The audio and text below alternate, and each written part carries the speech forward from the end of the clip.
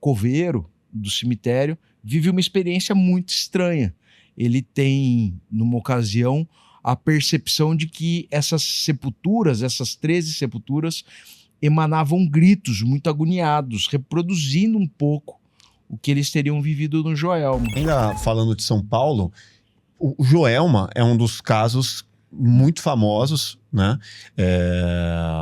O que você tem do Joelma? O Joelma tem algumas atualizações agora, muito boas, principalmente sobre uma das histórias que decorreram disso. Bom, o Joelma, para quem não sabe, Edifício Joelma, no dia 1º de fevereiro de 1974, mais ou menos 8h45 da manhã, a partir de um curto-circuito no ar-condicionado no 12º andar. E eu falo isso porque o Joelma tem 6 andares de garagem, então ele começa a ser ocupado mais no alto. Uhum. E o que dificulta as pessoas, o que faz com que ele seja muito mais povoado. Sim. E o que faz com que também a dificuldade das pessoas, principalmente para cima do 12º andar, tivesse para fugir. Sim. Então, começa um incêndio, o prédio... Centro antigo de São Paulo, né? Para quem não conhece. Isso.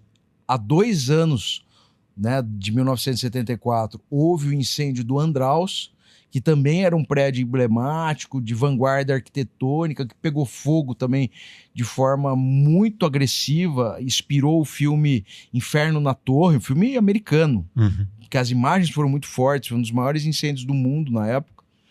Morreram 16 pessoas, que é bastante gente. E aí, quando o Joelma é inaugurado, muita gente fala, mas e aí, vocês estão prontos para o incêndio? Se tiver um igual, imagina que tá... E, na verdade, foi um fracasso completo o enfrentamento do incêndio do Joelma. Quase 200 pessoas morreram, tem 181 mortos. É muita gente, 181 pessoas mortas uma vez. É muita gente. Não tem IML em São Paulo hoje se morrerem 181 pessoas. Não tem. É muita gente em qualquer tempo. Isso aqui para acidentes aéreos, assim, né? Digamos. É isso. Talvez o maior incêndio de São Paulo tenha sido a queda do avião da TAM, os dois, né? O Fokker e o segundo, né? Mas tirando o acidente aéreo, não existe esse número no Brasil. Botkiss. De uma vez só, né? Botkiss. É isso. É mais de 200. Né? Então, mas a gente tá falando também de outra época, a gente tá falando de 74. Enfim, não dá pra gente comparar tragédias, todas são monstruosas e, né... Mas aí o que acontece? É um trauma tão grande para a cidade que tudo no entorno fica meio maculado com essa atmosfera. Então a gente tem histórias sobrenaturais na Câmara dos Vereadores, porque os corpos foram levados para a garagem da Câmara dos Vereadores. E tem a história das 13 almas, que talvez seja a mais famosa do Joelma e que também dialoga com uma outra coisa, que é um processo devocional de milagreiro de cemitério, que é o meu objeto de estudo em cemitério, é milagreiro. As 13 almas foi o seguinte...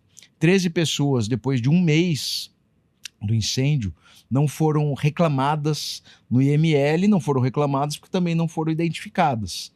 E aí a municipalidade precisa tomar uma providência, eles levam esses corpos em 2 etapas para o cemitério São Pedro, que é o cemitério da Vila Alpina, que era o cemitério novo à época. Se não me engano, o cemitério São Pedro foi inaugurado em 71, então era um cemitério novo, tinha espaço. Eles levaram essas pessoas, sepultaram lá. As pessoas naquela época eram muito solidárias, então eles foram orar por aquelas almas, porque não tinha ninguém para rezar por elas, eram pessoas que não tinham sido reclamadas. E aí um coveiro do cemitério vive uma experiência muito estranha. Ele tem, numa ocasião, a percepção de que essas sepulturas, essas 13 sepulturas, emanavam gritos muito agoniados, reproduzindo um pouco o que eles teriam vivido no Joelma. E aí ele intuitivamente joga água em cima das sepulturas e elas param de gritar. O pessoal dizia que essas pessoas teriam morrido e sido encontradas dentro de um elevador, abraçadas e completamente fundidas pelo calor, o que não é verdade. Tanto que eu tenho os atestados de óbito das 13 almas, 2 delas... Você foi atrás disso?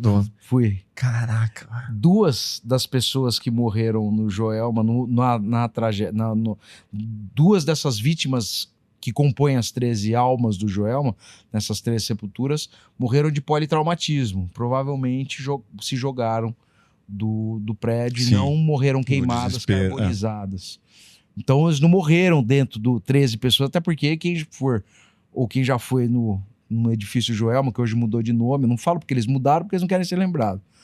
Não cabe 5 pessoas lá dentro, não ia caber 13. E lá só morreu uma menina, uma senhora que era ascensorista no elevador. E ela foi enterrada no túmulo da família.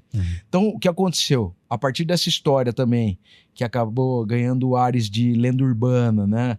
Do choro sendo emanado de sepulturas, e o cara joga água, isso acabou se somando com esse processo devocional e criada uma nova tradição para devotos que vão lá pedir ajuda para as 13 almas do Joelma, fazendo uma correlação muito interessante delas com as 13 almas benditas do purgatório, que aí sim é um tipo de mitologia católica, não tem nenhum texto, as 13 almas, mas dizem que essas 13 almas, na verdade, eram 13 soldados romanos que participaram da Via Crucis, da crucificação de Jesus. Nossa, aí foi longe.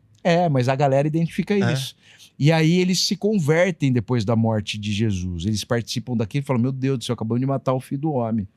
E eles se convertem, então dá uma amenizada nos pecados, mas, pô, você matou o JC. Não dá para ir pro céu direto. Então elas ficam no purgatório e de tempos em tempos podem visitar os vivos para resolver seus problemas mundanos.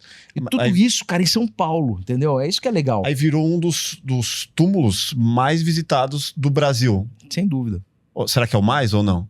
É um deles, sem dúvida. Vamos listar aí, sei lá, o Ayrton Senna deve ser um... Bastante. Ayrton Senna muito. Em São Paulo, vamos lá. Hebe Camargo também. Não tem tanta visita. Eu acho que... Que é um cemitério no Morumbi ali com o nome... Esqueci. E é um cemitério particular. Eu passei lá na frente esses dias, eu nem sabia que existia. Eu acho que a Hebe está no Getsemane. Isso, esse nome. E acho que eu falei, que nome é esse? Ayrton Senna eu não sei o que é esse... O Getsemane? É um cemitério particular. Mas é um nome que tem algum... É um nome bíblico, é um nome ligado a isso. Deve ser um cemitério importante aqui, né? O Senna tá no Morumbi.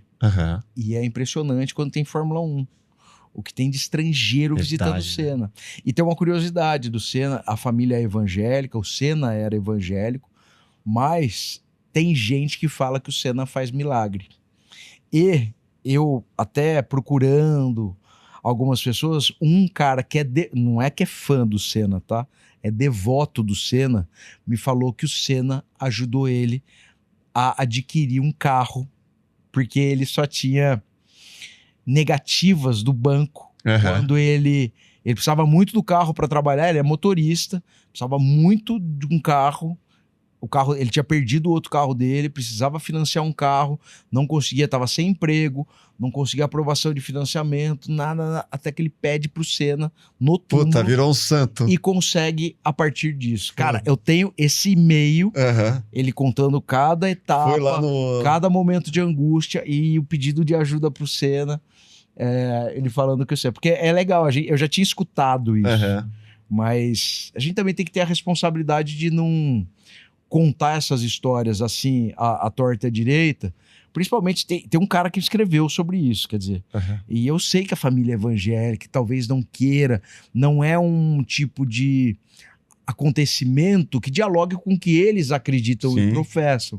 Então a gente tem cuidado com isso, até eu poderia fazer isso, estou falando acho que a primeira vez, ou a segunda vez que eu falo isso aqui publicamente, mas é muito interessante esse acontecimento, né? Que atravessa a condição da admiração pelo atleta, pelo cara. Que um endeusamento, né? O endeusamento dele. Quer dizer, um cara que teve uma medida prática de um pedido, de uma situação muito difícil, ligado também a um elemento do cotidiano do Ayrton Senna, que é um carro. Quer dizer, o cara não foi pedir um apartamento. Sim, não foi pedir um milagre para salvar a filha dele. Ele foi pedir um carro para trabalhar, para não sei o quê. Eu achei isso muito bonito. Bom, se você gostou desse corte, com certeza vai gostar do episódio completo. Vá na descrição, pegue o link e saiba muito mais sobre esse assunto. Se inscreva no nosso canal, deixe seu like e até o próximo Plugado Podcast. Grande abraço. Valeu!